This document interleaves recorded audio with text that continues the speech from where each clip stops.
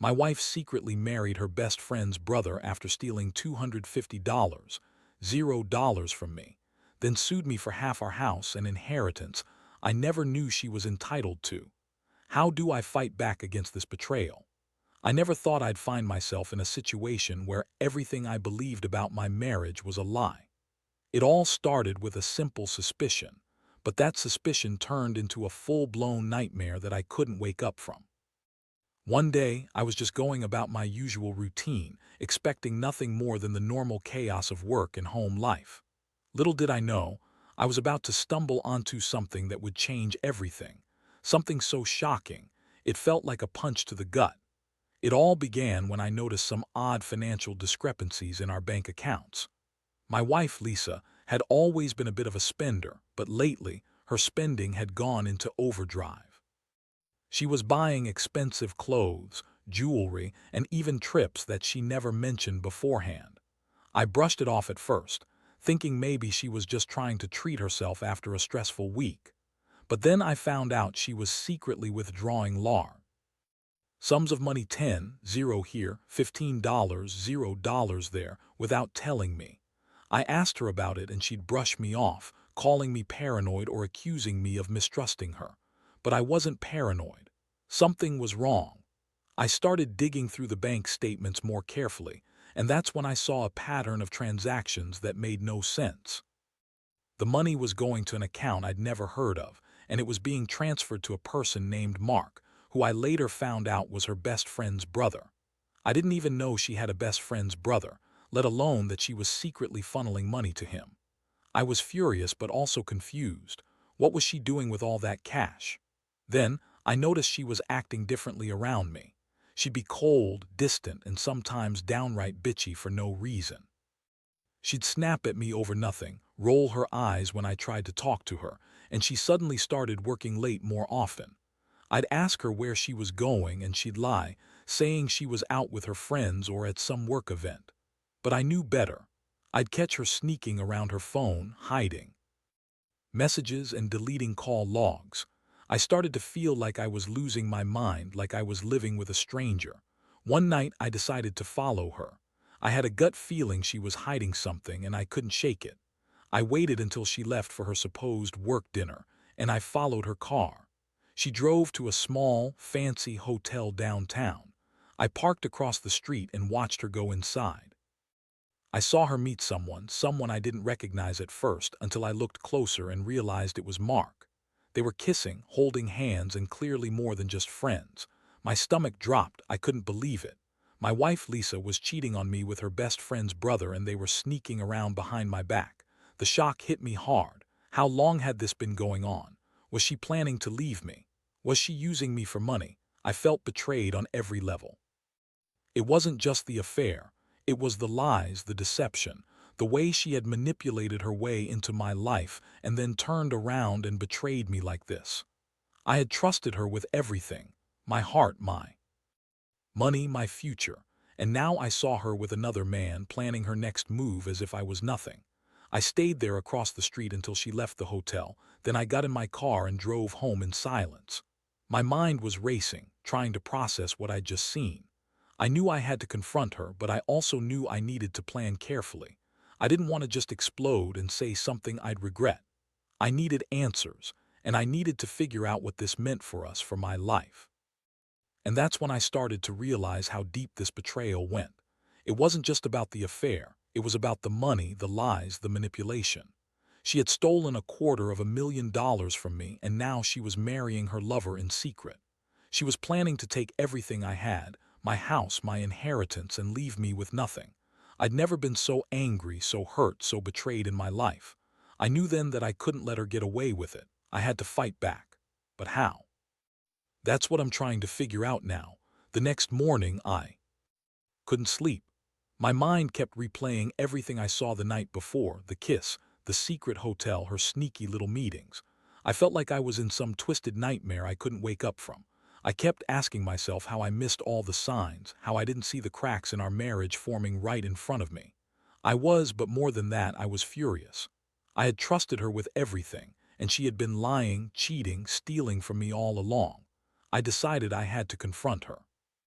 But I didn't want to do it impulsively. I knew Lisa, she's the kind of woman who can lie her way out of anything if she's prepared. I needed a plan, a way to catch her in the act if I could. I started digging into her phone records, her email, anything that could give me more clues. I found some messages, flirty texts from Mark, promising her a future, talking about plans to run away together. It was blatant. They weren't even hiding it anymore. I also discovered that she had secretly opened a new bank account under a different name where she'd been funneling money. I found the details of a legal document. She was planning to sue me for half our house and her supposed inheritance. She had everything mapped out, and I could tell she was making moves behind my back. She was planning to take everything I worked for, all the years we'd been together. My mind kept racing, trying to figure out how to stop her, how to fight back. That's when I decided I needed proof, something concrete that I could use legally if it came to that. I hired a private investigator. I know it sounds extreme, but I needed to know how deep her plans went. Over the next few days, I got the footage I needed. Her meeting Mark again, this time with a ring on her finger. I saw her sign papers in a lawyer's office, clearly planning her future marriage. All of it was like a punch in the stomach. She was marrying her best friend's brother, and she'd been planning it all along while pretending to be the perfect wife. Meanwhile, I was sitting here, clueless, thinking we had a normal, happy marriage. I started to see how she manipulated everyone around her, her family, her friends, even me. She lied so convincingly that I'd always believed her, even when I had doubts. I realized she was a master at deception, and I'd been too blind to see it. It was like she had constructed this entire facade just to hide her true self, a woman capable of betrayal, theft, and cold lies. I remember the day I finally sat her down. I told her I knew everything. Her reaction was priceless. She looked surprised, then angry, then defiant. She called me paranoid, accused me of stalking her and everything. She spun a web of lies about how she was just stressed, how she needed space, how her meetings with Mark were just business. But I had the proof. I handed her the evidence I'd collected: screenshots, bank statements, the footage from the pie. Her face turned white. She started crying, saying I was ruining her life, that I was crazy for suspecting her. It didn't matter. The truth was out now, and I knew I couldn't trust her anymore. I felt a mixture of betrayal, heartbreak, and anger. How could she do this? How could she steal from me, lie to my face, then run off to marry her? Lover, I had given her everything, my love, my trust, my money, and she had thrown it all away for some younger guy who probably didn't even have a real job. I felt like I was drowning in a sea of lies, and I didn't know how to get out. That's when I realized I needed to get my head straight. I couldn't stay in this marriage, at least not without some serious legal moves. I was already thinking about lawyers, about how to protect what was mine, how to fight for my rights. She had no right to take my house or my inheritance, not after everything she'd done. I was determined to fight her, to get justice, even if it meant destroying her in the process. But deep down, I also knew this was just the beginning. The real battles were coming, and I'd have to be smart, cold even, to come out of this with what I deserved. I was hurt, but I was also angry enough to do whatever it took. I'd been played for a fool, but I wasn't going down without a fight. After I confronted Lisa with all the evidence, things got even more intense. She threw a fit, crying and screaming about how I was ruining her life, how I didn't understand her, how she only did what she did because she felt neglected. She kept insisting she loved me, that it was all just a mistake, that Mark was just a fling, and that she never meant for it to go this far. But her words didn't match her actions. I saw the truth in her eyes, the cold, calculating look that told me she had no intention of stopping. She was planning her future with Mark, and I was just an obstacle she wanted to get rid of. I knew I had to act fast. I contacted my lawyer, who told me to prepare for the worst: divorce, possibly a legal battle over the house and inheritance, and maybe even criminal charges if I found evidence of theft or fraud. I was stunned to learn that Lisa had already started legal proceedings to claim half our house and her inheritance, something I never knew she was entitled to, or even knew existed. Turns out she'd been secretly working with her lawyer behind my back, filing papers and making moves to cut me out entirely. That's when I realized how deep her betrayal ran. She wasn't just cheating on me. She was planning to take everything I had, my home, my savings, my future. I felt like I was hit with a wrecking ball. All those years I worked hard to build a life, and she was planning to walk away with it all, leaving me with nothing. The anger boiled inside me. How could she do this? How could she betray me so completely? I'd given her everything, my trust, my love, my money, only to have her twist it all into a weapon against me. I decided I couldn't just sit back and let her destroy me legally. I started gathering my own proof, documents, bank statements, anything I could use to fight her in court. I also reached out to the best lawyer I could find, someone experienced in divorce and property disputes. I knew I had to be prepared for a battle, one I didn't want to fight but one I couldn't avoid. I was furious, yes, but I also knew I had to stay focused. I couldn't let her manipulate her way out of this. Meanwhile, I kept digging into her finances. I found out she'd been secretly transferring money to her sister's account, possibly trying to hide her assets. She'd also been making secret payments to Mark, covering their wedding expenses, I later learned. It's like she was planning her escape while pretending everything was fine. Every day that passed, I felt more betrayed, more broken. I thought I knew her, but I was just a fool who missed all the signs. One day she came home furious, accusing me of spying on her, of ruining her life, of being paranoid. She called me crazy, said I was overreacting, that I was just jealous. That's when I snapped. I told her I knew everything about the affair, the money she stole, her plans to take my house, her lies. I told her I wasn't going to let her get away with it. I was done playing nice. I was ready for a fight. That night I couldn't sleep. I kept thinking about all the years we had together, all the promises she broke, all the trust she shattered. I felt an overwhelming sense of loss, but also a strange sense of clarity. I knew I had to stand my ground, no matter how much it hurt. I realized I'd have to be smarter, more ruthless if I wanted to come out of this with anything. I wasn't just fighting for my money or my house. I was fighting for my dignity, for the truth. And so, I prepared myself for the legal war ahead. I knew she'd try to manipulate the system, lie, spin stories, do anything to win. But I also knew that I had the truth on my side. I had the evidence, and I was willing to fight for what was rightfully mine.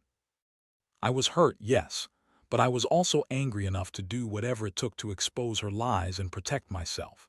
This was just the beginning of what I knew would be a long, brutal fight. Over the next few weeks, everything escalated rapidly. My lawyer advised me to prepare for a court battle, and I started gathering every piece of evidence I could find: bank statements, text messages, emails, witness statements from friends who suspected her behavior.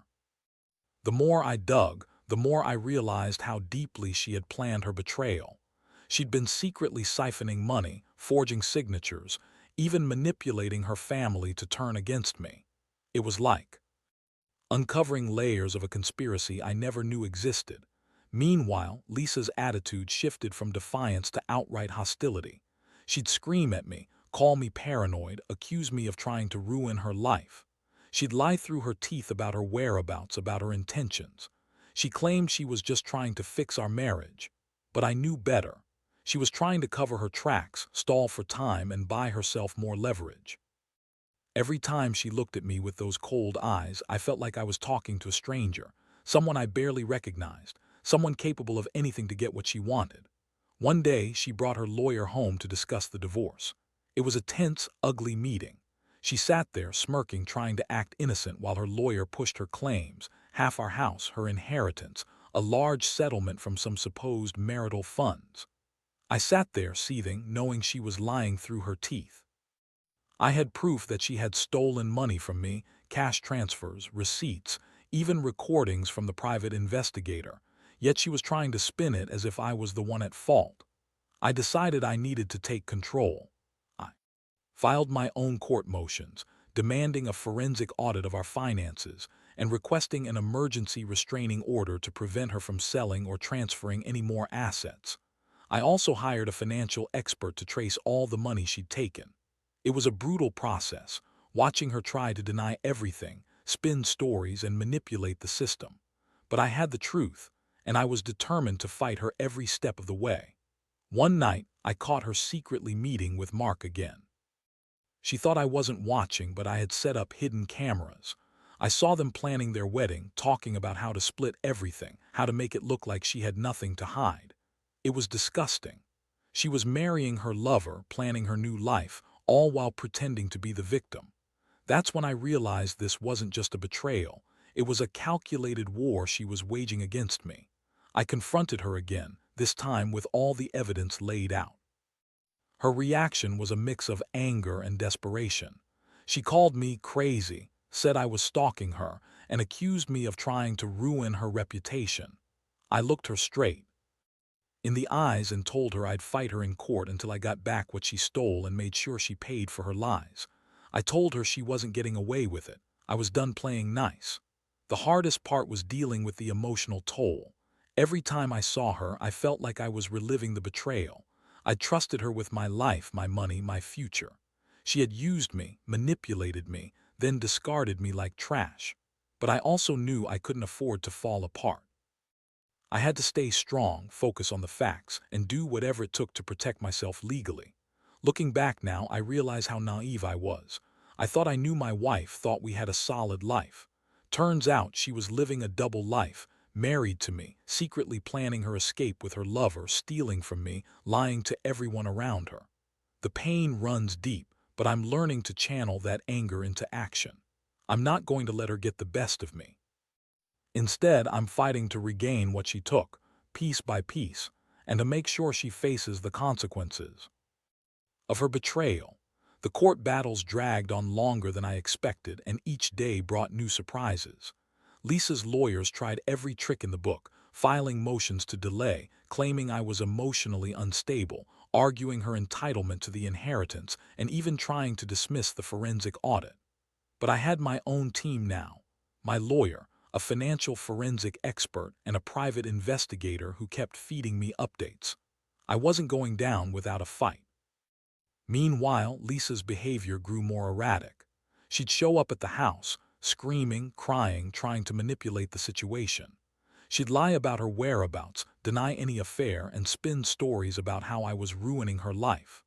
The worst part was seeing her act so innocent, so betrayed, even as I had the evidence that she had planned her marriage, stolen money, and betrayed everything we once stood for. It was like dealing with a psychopath. She knew exactly what she was doing, and she didn't care about the damage she caused. One day, I got a huge breakthrough. The forensic accountant uncovered a series of clandestine transfers. Hundreds of thousands of dollars moved from our joint account into her personal accounts, then transferred again to her family members and finally to her new husband-to-be, Mark. The money wasn't just stolen, it was laundered. That was the moment I knew I had her cornered. Her entire plan was crumbling. The evidence was irrefutable. I also discovered she'd been secretly marrying Mark in a small courthouse ceremony. She thought she could hide it from me, but I got the official marriage certificate. I was stunned. I had suspected she was cheating but marrying him. That was next-level betrayal. All those lies about just friends, stress, work commitments, it was all a lie. She had been planning this for months, maybe longer. The emotional toll was brutal. I was angry, devastated, and feeling more betrayed than ever.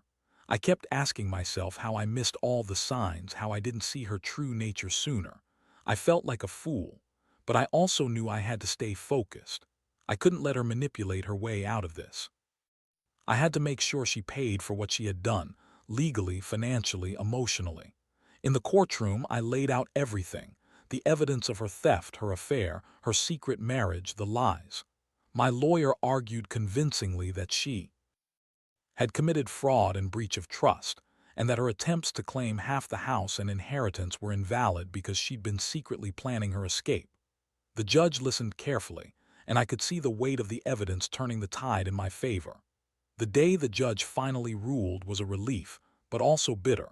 She awarded me full custody of the house, her claim to the inheritance, and ordered her to pay back the stolen money plus damages.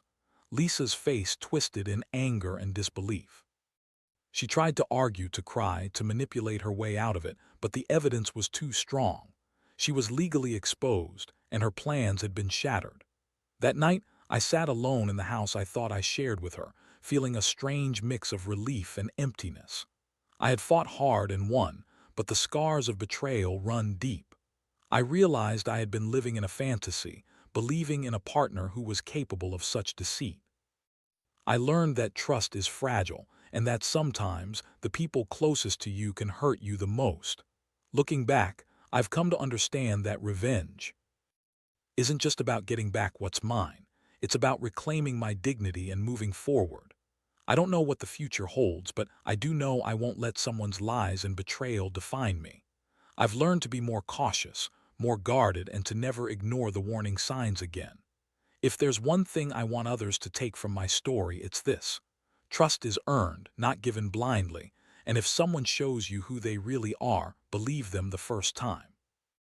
Otherwise, you might end up losing everything: your money, your happiness, and your peace of mind. Now that everything's settled legally, I find myself sitting here, trying to piece together what I've learned from this mess. Honestly, I never thought I'd be the guy who got played so badly, but life has a way of throwing curveballs you don't see coming. The betrayal cut deep, more than I ever expected, and it's taken me a long time to even begin to heal. The house is mine again, the inheritance is secured, and I've managed to recover most of the stolen money through legal channels, but the emotional scars linger. One thing I've realized is how blind I was to the subtle signs: her coldness, her lies, her secret meetings. I always thought I knew her, but I was just fooling myself. Trust, I've learned, isn't something you give blindly. It's something you earn, something you protect fiercely.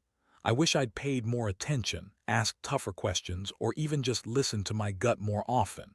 But hindsight is 20/20, and I guess I had to go through this to truly understand. This whole ordeal has changed me. I'm more cautious now, more aware of the people around me, and I don't take anything for granted anymore. I've learned that some people are capable of incredible deception, and that sometimes the best way to protect yourself is to be ruthless in defending your rights and your peace of mind. I've also come to understand that revenge isn't just about getting even. It's about reclaiming your life, your dignity, and your future. To anyone out there dealing with betrayal, whether it's a cheating spouse, theft, or some other lie, know that you're not alone. It's going to hurt and it's going to feel overwhelming, but you have the strength to fight back. Gather your evidence, stay calm, and don't let anger cloud your judgment. Sometimes the best revenge is simply walking away with your head held high, knowing you did everything you could. Most importantly, I've learned to forgive myself for trusting too easily. Moving forward, I'll be more selective with who I let into my life. I won't let someone's lies define me or ruin what I've worked so hard to build. Life goes on, and even after the worst betrayal, you can find a way to rebuild, stronger, wiser, and more resilient than before. Looking back, I realize I've gained a lot from this nightmare. Lessons about trust, money, and the importance of never ignoring your instincts. It's a hard lesson, but one I won't forget.